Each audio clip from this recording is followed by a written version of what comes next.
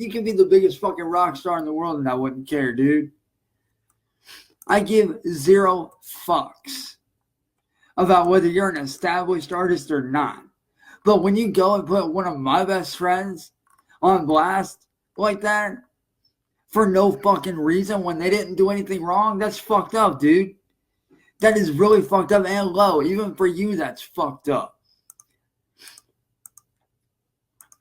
Like I told you, I apologize for the shit that I did to you, man. I apologize for that. And if this has something to do with that, dog, I apologize, homie. But when you try to sit there and say that if I continue on this path that you're going to bury me, bitch, I'm right here. Where's the fucking shovel?